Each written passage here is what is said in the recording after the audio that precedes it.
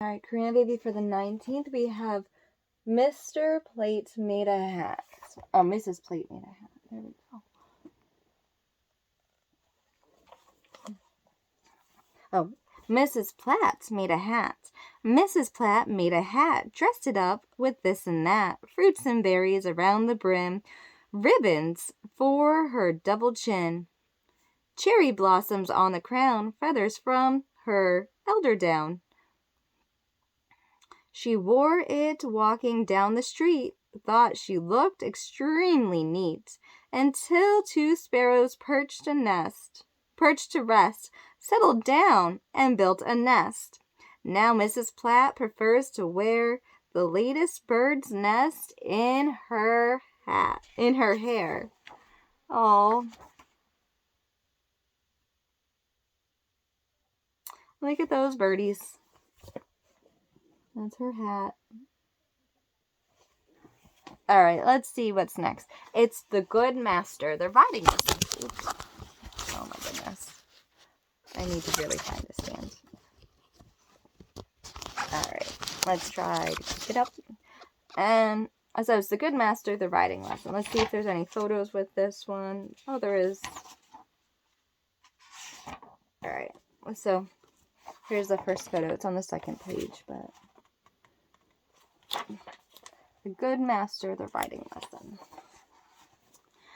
Nobody ever found out just what had happened between Katie and Father that night. Everyone ever spoke about it. Jances knew she didn't get a licking. Lickings were noisy affairs, but for a few days, peace and serenity reigned. Kate was left alone with Mother in the daytime. Mother never complained about her. Jancy and Father were very busy. They had hired men to do the plowing and plodding. Jesse's had full charge of the 3 milking cows and the pigs and the poultry. At the crack of dawn, he was up. He milked and he fed the cows and strained the milk. Then he took corn and swill to the pigs, mush to the chickens. Next he drove the ducks and the geese and to the grassy enclosure, and brook running through it. On nice days, he led the cows to a small pasture close to the barn. If breakfast wasn't ready, he helped Father in the stables. After breakfast, Father rode out to the herds. His herd was scattering over a vast area. Horses across the river to the north, sheep to the south. They had to be far away from each other because sheep ruined the grass and horses chomping it too close to the ground. The men who took care of the herds lived in little huts close to the corrals. Sometimes Jassy rode along with Father. He loved the days when he was allowed to do so. The herdsmen were his friends. They told him stories, taught him to whittle, to play the tillicoo, rope a wild horse, and clip sheep. But of all Jesse's loved the times when they were so far away from home that Father decided to stay overnight. They cooked supper on the open fire and ate it crackling around the embers, singing, swapping stories, or talking about the animals. Here was one of the men that they never made him feel that he was just a young boy. Later on, they made bucks right out in the open fields under the starry sky. They made bunks right out in the open field under the starry sky. The herdsmen had great big coats called bunda. The bunda is made of sheepskin, and the horsemen wore it all the year round. They say it keeps them warm in the winter when they wear it with the furry side in. Mama has one of these, actually. I could actually show you what it looks like in a second. The bunda is made of sheepskin, and the herdsman... Okay. Warm in the winter when they wear it the furry side in. With the furry side out, it keeps them cool in the summer. The bunda is in my house, they say. All that is true. No ice blast persists it, no rain soaks it through. Jassy loved to snuggle down into the furry warmth of the great coat, loved the keen smell of grass and the stir of animals close by, the songs of the nightingale and the friendly companionship of it all. On the days when he had to stay home, life wasn't so interesting before Katy came. Chopping wood, helping mother in the dairy, carrying water has been his share. The first few days after Katy's hectic arrival, the relation between the cousins was rather strained. Katy couldn't get over the funny petticoats Jessie was wearing. Catching her amused glances, Jessie paid her back by gazing solemnly at the ruffles, muttering something about outlandish rats that got into people's sausages.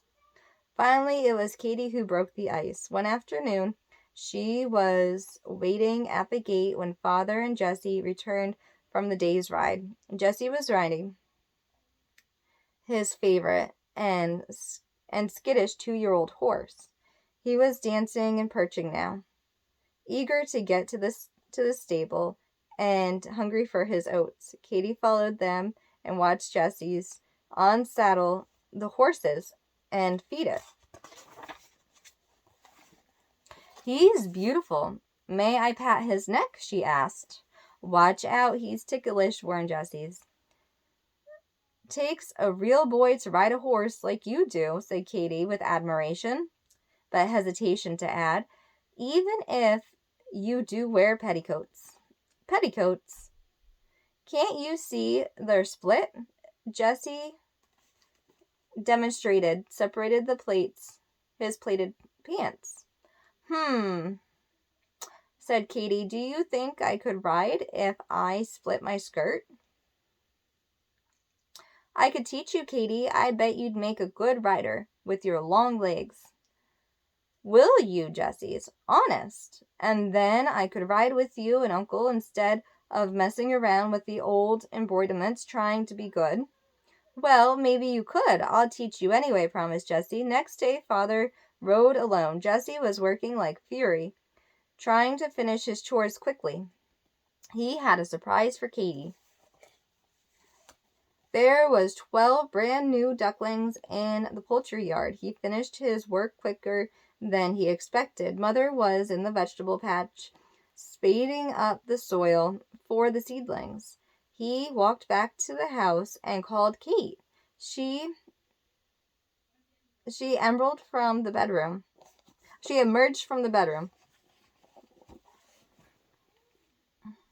Walking primly and awkwardly. She looked like a very, very good little girl. The warning flashed through Jessie's mind. When she looks like an angel, she is contemplating something disastrous. He made up his mind to be extra careful.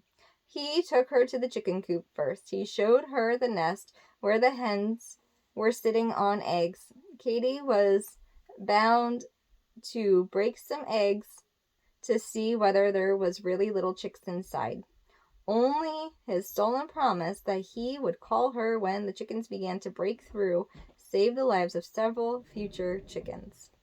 The pigsty, with the total failure as the entertainment, Katy just held her nose and walked away. Then Jessie took her to see the cows. Can you ride a cow? Asked Katy.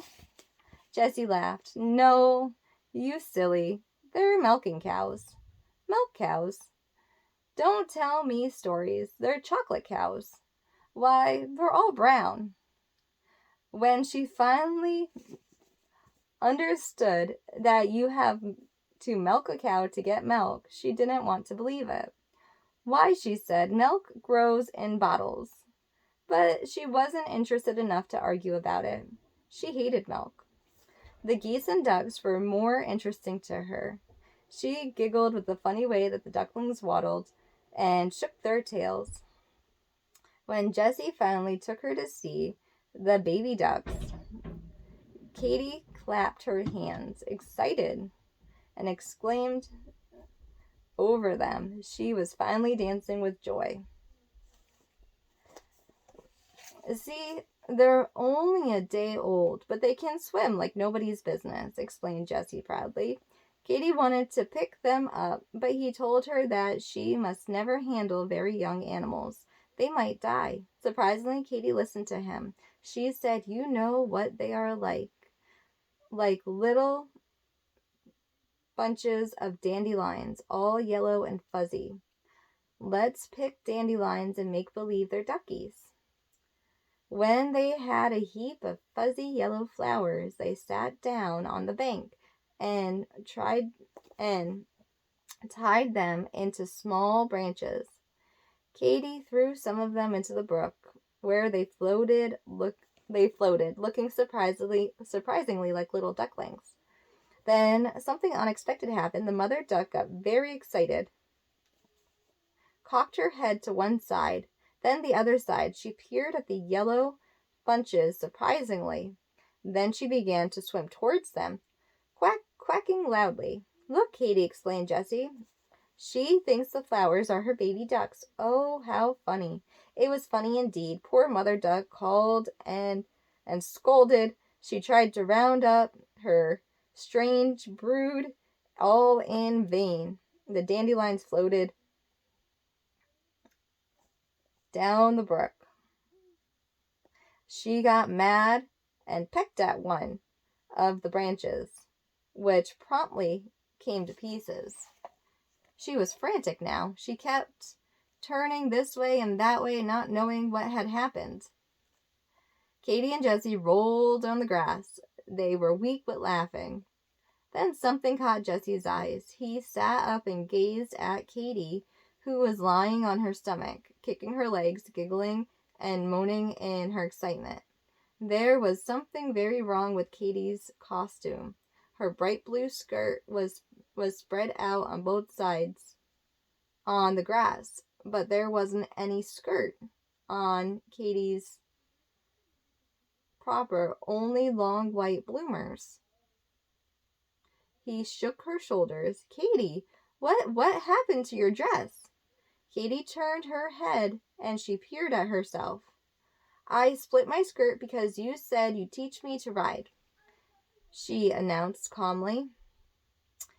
She scrambled to her feet, dragging the horrified Jessie with her. "Come on to the stable. Let's start the lesson." Jessie was shocked. "But Katie, your good dress, it's ruined." "Phew, your petticoats are split and they aren't ruined," scoffed Katie. "But you're a girl. It looks awfully queer," mumbled Jessie, trailing reluctantly after her. He wished Father would come home so he could put off the riding lesson. He picked an old fat mare for Katie. He was just puddling around with the saddles, playing for time.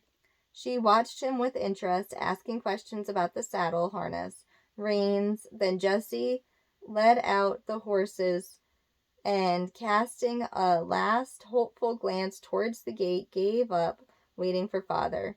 He proceeded to show Jessie how to mount. He did it first, then dismounted again, and holding both reins, explained even more. "Stand at the left side of the horse. Put your left hand on the primal, your right hand on the stirrup to steady it. Step in the stirrup with your left foot and swing over the saddle." He made Katie mount and dismount several times. Then he handed her the reins and mounted his own horse, then started walking the horse slowly around the yard. Please, Katie, Jessie said, seeing her excited face and glistening eyes. Please, Katie, don't scream. It frightens the horses. Just in case anything should happen, kick loose from the stirrups and jump. Katie nodded her head solemnly, clinging to the primal with both hands. Let go of the pommel, instructed Jessie. Only gypsies ride that way. Sit up straight. But the horse kept bobbing up and down, and I'm so high up, complained Katie, eyeing the ground suspiciously. High up? You were higher up on the rafts, giggled Jessie. They don't bob, was the troubled answer.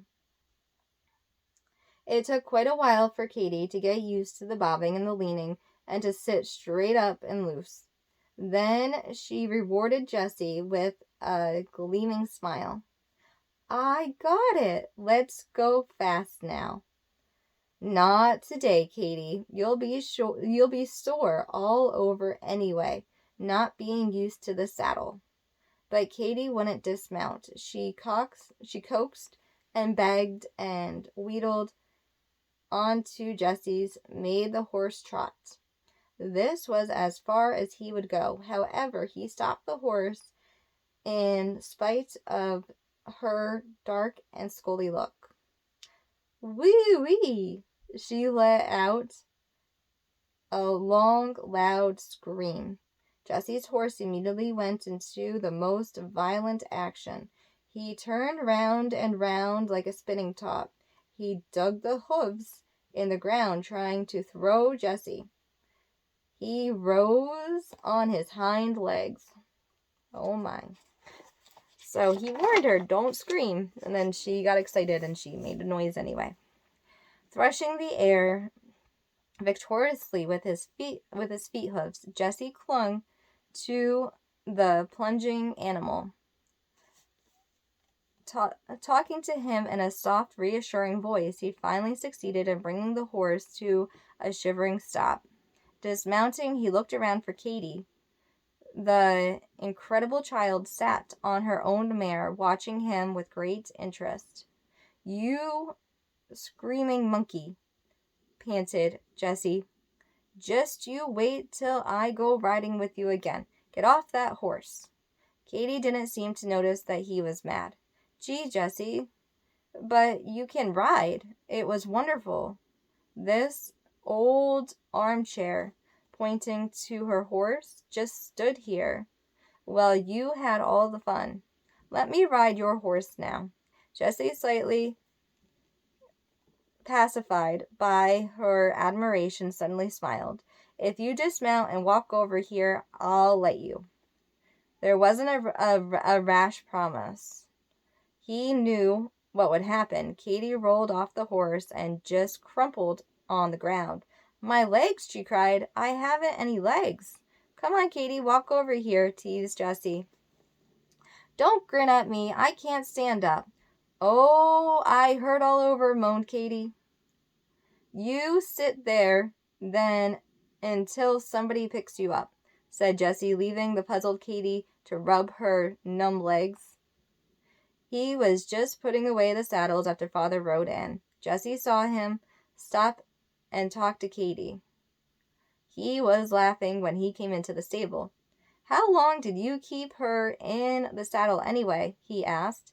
Jessie told him the story of the afternoon, explained about the split skirt, how he was very uneasy about that. On their way back to the house, Father picked up Katie and carried her in. In the kitchen, he put her on her shaking feet.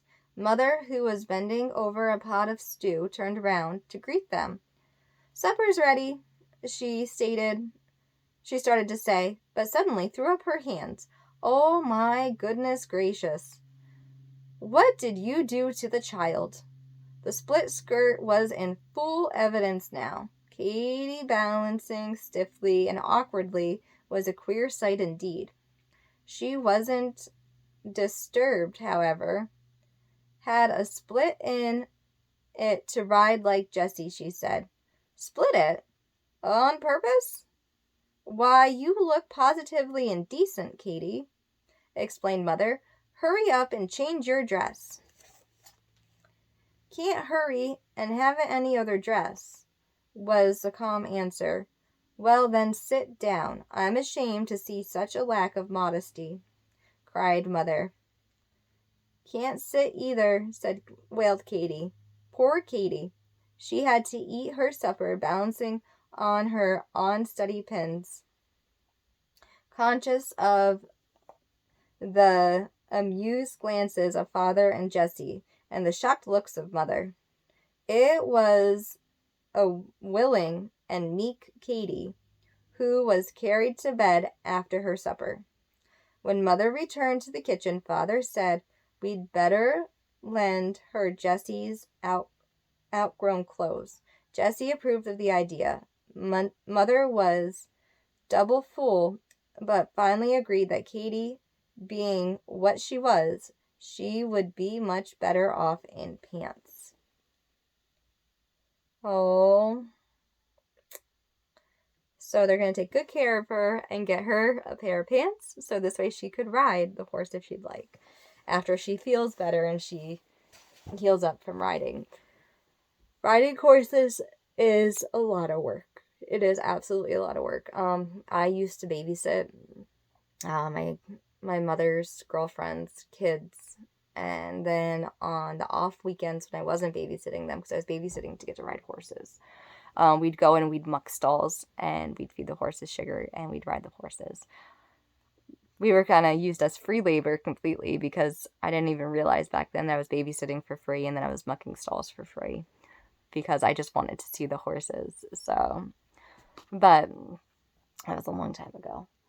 All right, Karina baby, I love you so much. Let's do Swing Low, Sweet Chariot, coming forth to carry me home.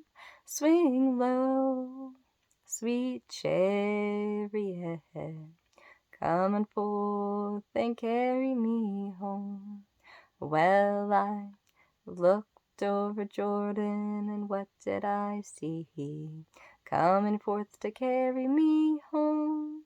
A band of angels coming after me, coming forth and carry me home. Swing low, sweet chariot, coming forth to carry me home. Swing low, sweet chariot, coming forth to carry me home.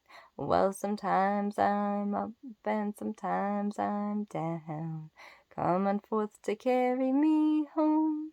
But still I feel my soul is heavenly bound, coming forth and carry me home. Swing low, sweet chariot, coming forth to carry me home. Swing low, sweet chariot, coming forth and carry me home. Now if you get there before I do, coming forth to carry me home, tell all my friends I'll be coming there too, coming forth and carry me home. Swing low, sweet chariot, coming forth to carry me home. Swing low, sweet chariot, coming forth to carry me home. I'll be coming home, coming home, coming home to you,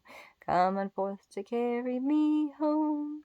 You know my word is good, you know my word is true, coming forth and carry me home. Swing low, sweet chariot, coming forth to carry me home. Swing low, Sweet chariot, coming forth to carry me home. You know that I love you. Coming forth to carry me home. You know my word is good, you know my word is true. Coming forth and carry me home. Swing low, sweet chariot, coming forth to carry me home. Swing low, sweet chariot, coming forth and carry me home. Karina, baby, I love you and I miss you. I love you so much. Remember, even if I'm not there with you, I'm always there with you in spirit. God is always with you as well. No matter what, no matter how, if you feel alone, you're never actually alone. God is always with you. And you have so many people up in heaven that love you and so many people on earth that love you. I love you so much. I will always love you, honey.